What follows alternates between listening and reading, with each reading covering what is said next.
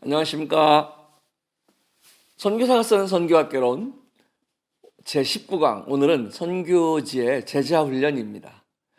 제자훈련은 어쩌면 선교사에 해야 하는 일들, 또 하고 있는 일들 중에서 가장 중요한 일인지 모르겠습니다. 선교사 한 사람이 10년, 20년, 30년 동안 얼마나 많은 일을 할 수 있을까요? 선교사는 많은 한계를 갖고 있는 사람입니다. 건강의 한계, 문화의 한계, 언어의 한계, 또 경제적인 여력의 한계.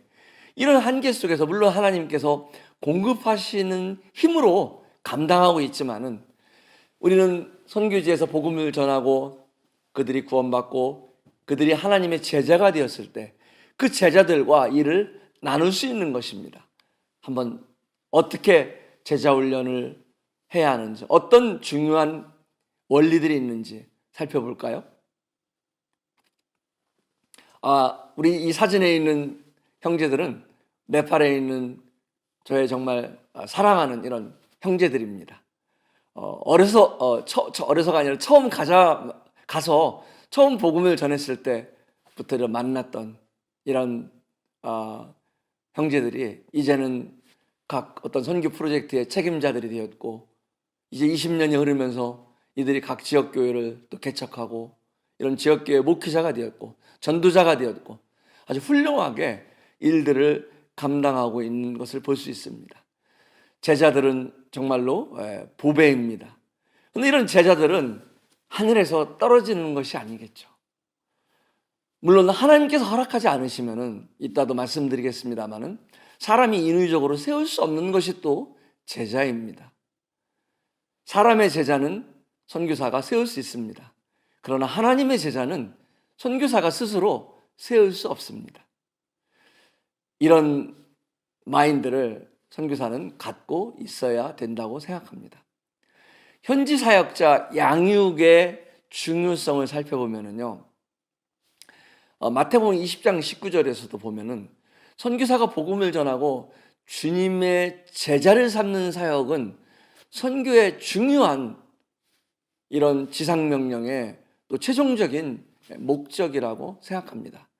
그래서 그들이 정말 가르쳐 지키게 하는 것, 그들이 제자가 되는 것, 그래서 그냥 구원받고 복음을 통해서 하나님과 예수님을 영접하고 구원받고 마는 것이 아니라 그들이 다시 하나님 나라를 위해서 그들의 생애를, 그들의 삶을 시작하는 것, 이런 것들이 제자의 삶 아닐까요?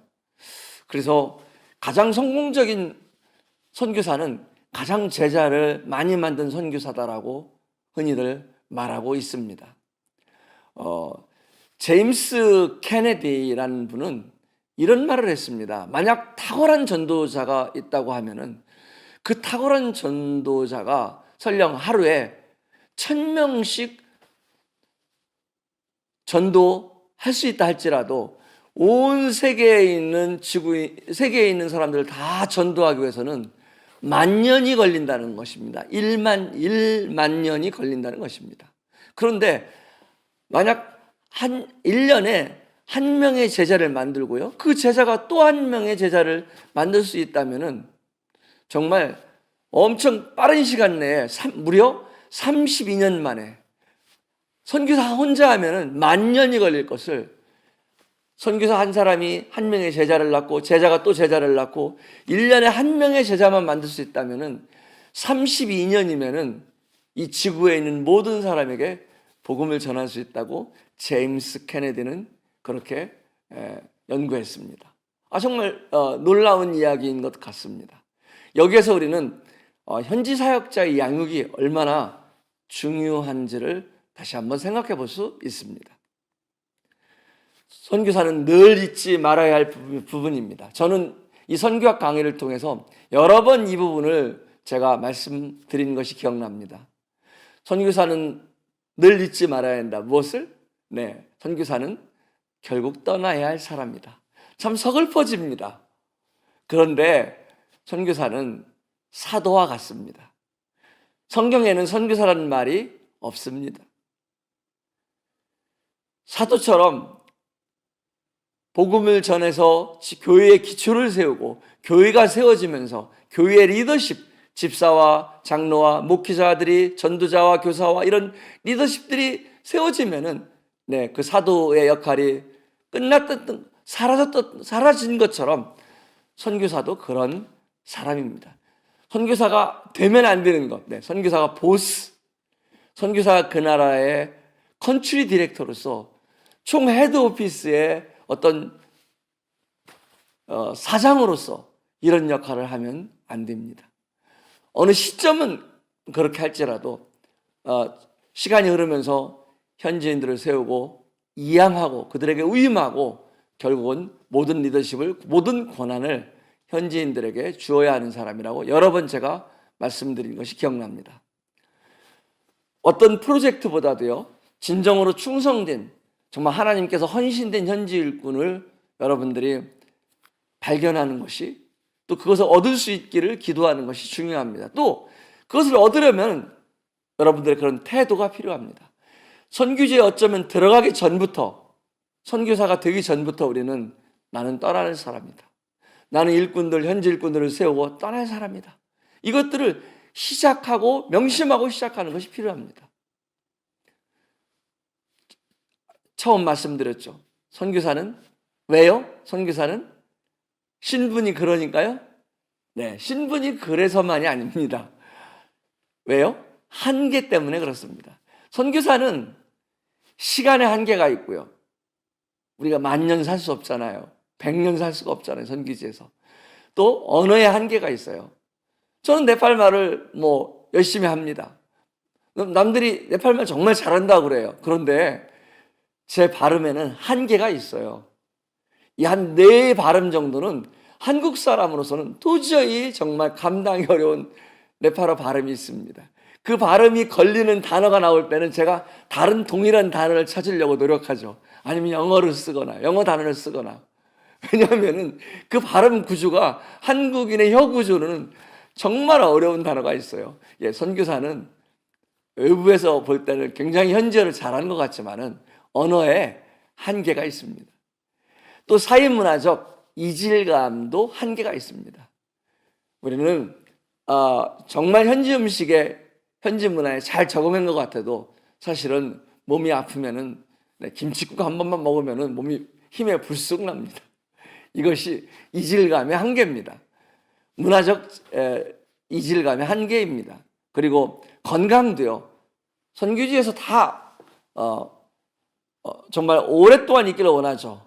그런데 한계가 있어서 많은 선교사들이 중도 철수를 하고 있습니다. 이 한계를 생각한다면은 우리는 선교사가 끝까지 선교지에서 책임을 감당하는 것이 아니라 어떻게 현지의 제자들을 양육하고 현지의 일꾼들을 양육해서 나 대신 그 일을 계속 이어서 할 수 있을까, 이것을 고민하는 것, 이것이 바로 제자화의 포인트입니다.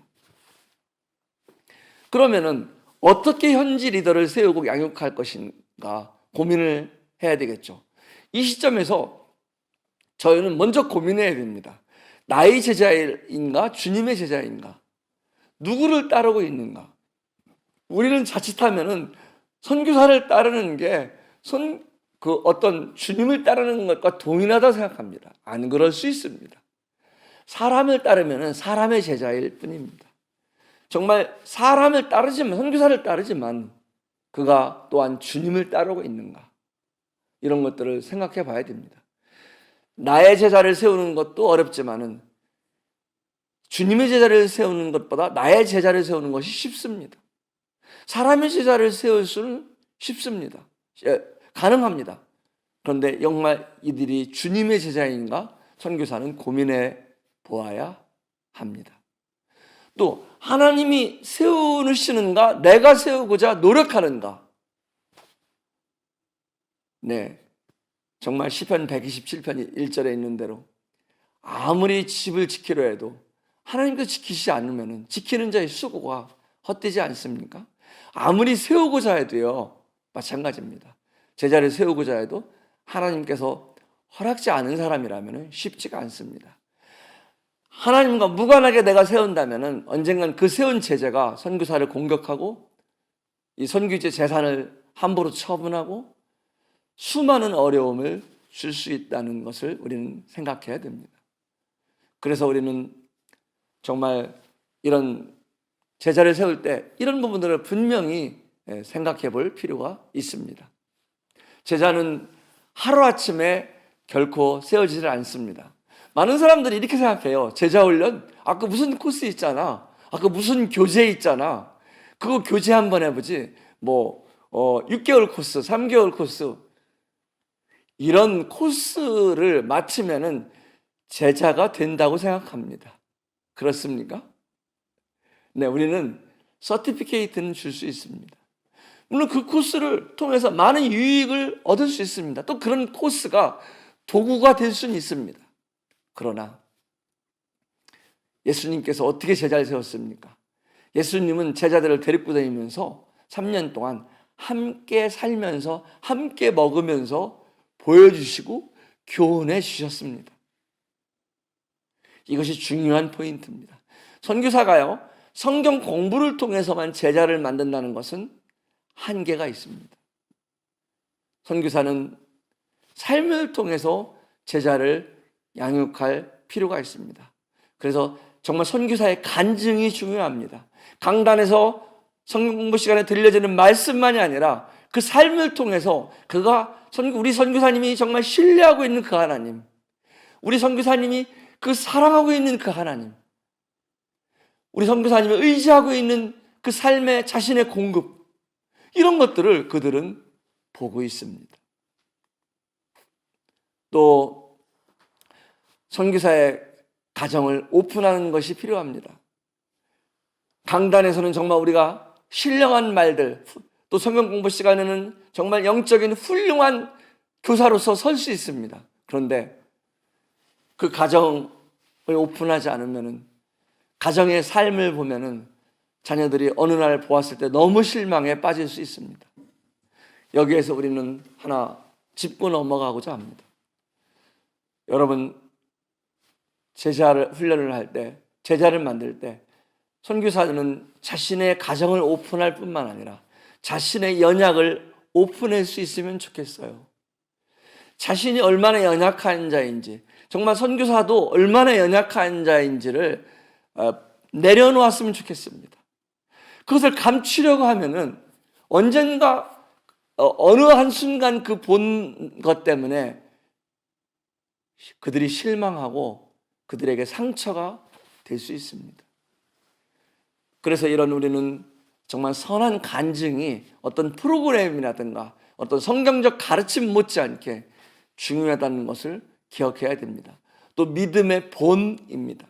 사도 바울이 말했던 것처럼요, 사도 바울이 보여줬던 것처럼요, 선교사의 본은 현지 형제들이 입으로 가르치는 것이 아니라 삶으로 가르치는 그 본을 여러분 현지 일꾼들이 그대로 따라서 합니다. 여러분들이 말하는 스타일까지도 그들은 닮아갑니다. 또한 제자훈련의 프로그램이 필요 없는 것이 아니라겠죠. 그것만 의지해서 그것만 코스만 끝나면 제자가 된다, 이렇게 생각하는 것이 바람직하지 않다고 말씀드렸죠. 그러나 이런 제자훈련 프로그램도 필요합니다. 이런 것들을 통해서 한 큰 도구로서 활용할 수 있습니다. 또한 어떻게 제자를 훈련할 수 있을까요? 느려도 가능하면 선교사가 직접 복음을 전해서 구원받은 그 열매들을 키우는 것이 좋다고 생각합니다. 어느 날 중간에 들어온 사람들, 어느 날 저 크리스찬인데요, 어느 선교사님한테 침례받은 성도인데요, 제가 도와드리고 싶습니다. 제가 어떤 비자 받는 거, 그 다음에 현지어 배우는 거, 그리고 은행 계좌 개설하는 거, 이런 거 다 제가 도와드리고 싶습니다. 급여도 필요 없습니다. 얼마나 고맙습니까? 이런 사람들이 이상하게 선교지에 가면 초기에 많이 나타납니다. 그런데 대부분 그런 사람들은요, 선교지의 브로커입니다. 정말 조심해야 됩니다. 예수님의 이름으로 크리스찬의 이름으로 오는 정말 선교사를 나중에는 어렵게 할 수 있는 브로커일 수도 있습니다. 그래서요, 제자는 할 수만 있으면은 시간이 많이 걸려도요, 정말 여러분 스스로 복음을 전해서 얻은 그 열매들을 직접 가르쳐서 세우는 것이 정말 한 부분이라 중요한 부분이라 말할 수 있겠습니다. 또한 현지 일꾼에 대한 후원. 네, 그들이 전심으로 일할 때 선교사들은 그들을 도울 수밖에 없습니다. 후원으로. 그런데 그 후원이 독이 되지 않게 하라는 겁니다.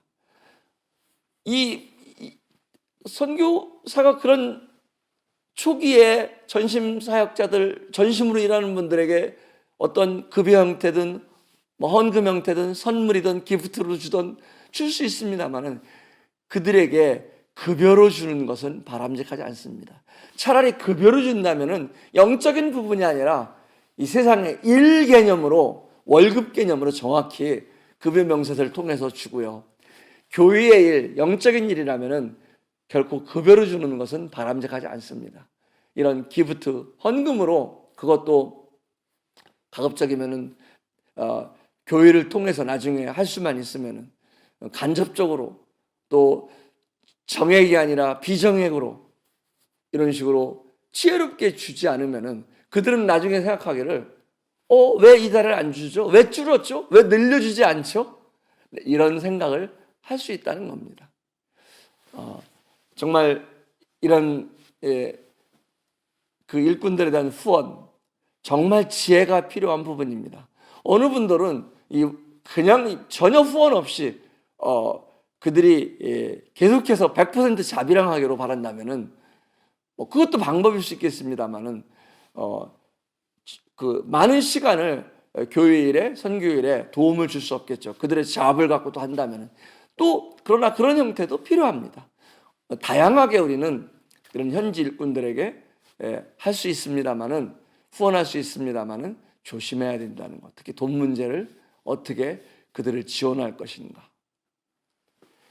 이야기가 나온 김에 장기적으로는요, 최종적으로는 지역교회가 세워지고요, 지역교회가 독립되어지면은, 지역교회 리더십이 이양되어지면은 지역교회 일꾼들을 전심으로 돕도록 그렇게 선교사들은 그들에게 이런 부분까지 위임을 같이 해야 될 필요가 있습니다. 그리고 이런 제자들을 세울 때요, 어떤 분들은 정말 그 은사가 뛰어난, 같이 제자 훈련을 하다 보면은 은사가 정말 뛰어난 분들을 발견하게 돼요. 하나를 가리키면은 둘을 아는 사람도 있어요. 정말 대단하다. 그런데 은사보다는 좋은 사람, 충성된 사람, 인격이 훌륭한 사람을 선택하는 것이 더 성공적일 수 있습니다. 왜냐하면 은사가 뛰어나지만은 인격이 또 어떤 충성도가 떨어진다거나 불규칙하다거나 이런 사람들은 금방 또 이렇게 시끄러지고 언젠간 말도 없이 사라져 버릴 수 있는 또 이런 일들을 보통 경험하곤 합니다.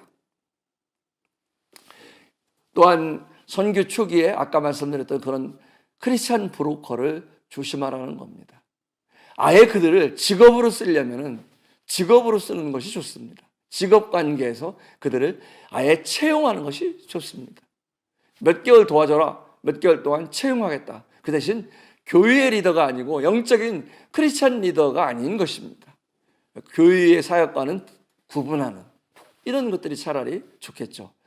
그 다음에 검증하라. 우리는 제자가 하루아침에 이루어지는 것이 아니라겠죠. 어떤 일을 맡기기 전에 맡길 때마다 단계별로 그 사람들을 검증해 볼 필요가 있습니다. 우리는 이렇게요, 그들을 여러 가지 도움과 관계로 끌고 가다가요, 어느 시점, 어느 단계에서는 놔보는 것이 필요합니다. 이것을 놓았을 때 다시 후퇴하는지 아니면 사라지는지, 놓았을 때도 불구하고 계속해서 앞으로 충성스럽게 나아가고 있는지. 예를 들자면 선교사들이 한국에 잠깐 방문할 때라든가 안식년을 할 때든가 정말 그들이 어떤 태도로 일하는 사람들인지 그들의 본심을 시험할 수 있는 기회도 돼요. 시험이란 말이 나쁜 말 같지만은 검증이라는 부분에서 반드시 필요합니다. 더 중요한 일을 하기 전에 우리 디모데전서에서 장로와 집사의 자격을 말할 때처럼 그들을 시험해 보라. 이런 바로 검증의 필요성이라고 말할 수 있습니다. 또 연약함을 담당해주고 선교사가 책임을 감당해줘야 할 필요가 있습니다. 제자훈련 과정에요. 제자를 세우는 과정에 연약하지 않은 사람이 어디 있겠습니까? 선교사도 연약하죠. 저는 저 자신을 봐도요, 얼마나 연약한 사람인지 몰라요. 그런데 제자를 훈련하는 과정에 연약함이 드러날 때 그것을 감당해주고 책망하는 것만이 아니라 그들을 분명히 그 잘못을 알려주고 피드백 해주지만은 그들을 이해해주고 그들을 책임을 감당해주는, 그렇지만은 내 책임이다. 내가 잘못 가르쳤기 때문에. 이런 태도가 필요합니다. 왜냐하면 이렇게 우리가 그들을 이런 태도를 가질 때 비로소 그들은 선교사를 신뢰합니다. 이 신뢰는 제자를 만드는데 제자들이 선교사를 바라보는 가장 중요한 포인트가 신뢰입니다. 신뢰. 이 부분을 꼭 기억하셨으면 좋겠습니다. 이렇게 제자훈련 과정에 또한 현지 사역자들에게 제자훈련 과정에 다가오는 시험들이 있습니다. 가장 큰 시험은 돈입니다. 참 이 돈은 정말 약이자 독이 될 수 있습니다. 또한 두 마음입니다. 선교사들 앞에서 교회에서의 태도와 가정과 사회에서의 태도, 그리고 또 교회 내에서 이런 그 선교사의 관계 내에서 어떤 그 같은 교회 내에서 이런 같은 비슷한 이런 리더들 사이에서 이런 으뜸이 되고자 하는 경쟁심, 이기심, 다툼, 시기, 이런 것들이 굉장히 어려움을 초래합니다. 정말 이기심, 다툼, 이런 것들이 그들 스스로 관계를 무너뜨리게 만드는, 그래서 우리가 한 명만 제자로 키우고 선교사와 1대1로 계속 끌고 가는 것이 아니잖아요. 선교사 한 명과 여러 명의 그런 일꾼들, 후보들 같이 이렇게 양육해서 나아갈 때 이들 간에 생기는 어려움이 바로 저 시기와 다툼, 으뜸이 되고자 하는 마음입니다. 이런 부분들은 그래서 인격이 필요한 것입니다. 인격이 준비되지 않으면은 이런 관문을 넘을 수가 없습니다. 참 안타까운 부분이죠. 나오미는 이제 그 자기 자녀들이, 남편이 죽고 자녀들이 죽고 이제 그 아들도 죽고 그랬을 때 며느리들에게 말합니다. 나는 이제 예루살렘 내 고향으로 돌아가겠다. 너희들은 모압으로 너희들 고향으로 돌아가라. 그러니까 오르바는 돌아갔습니다마는 이 룻은 어머니, 저는 어머니를 따라가겠습니다. 어머니 따르지 말고 돌아가라고 강권하지 마세요. 저는 어머니 따라가겠습니다. 어머니의 하나님이 바로 제 하나님이고 하나님의 백성이 바로 어머니 하나님이 제 하나님이고 어머니의 백성이 제 백성이 될 것입니다. 이렇게 룻에게는 고향이 아니라 자기 고향을 버리고 이방인이었는데 유대인에게 돌아가겠다고 룻과 함께 나오미와 함께 룻이 결국 예루살렘으로 돌아오는 것을 볼 수 있습니다. 여기서 어떤 교훈을 얻을 수 있습니까? 관계입니다. 관계 속에서는 선교사의 관계, 선교사는 외국 사람입니다. 선교사는 현지인들보다 부자입니다. 선교사의 고향은 굉장히 부유한 나라, 가고 싶은 나라입니다. 또 선교사는 차도 있고요. 선교사는 좋은 집도 있고요. 그러니까 현지인들은 선교사와 관계를 맺고 싶어 합니다. 그런데 이런 관계가 끝났을 때 그들의 본래의 모습이 드러난다는 것입니다. 나오미와 그 아들들이 다 죽었을 때 그때 그 며느리 둘이 관계가 다 끝났을 때 이제는 자유함이 됐잖아요. 아들들이 죽고 시어머니도 떠난다 가니까, 그리고 모압으로 돌아가라 가니까, 그때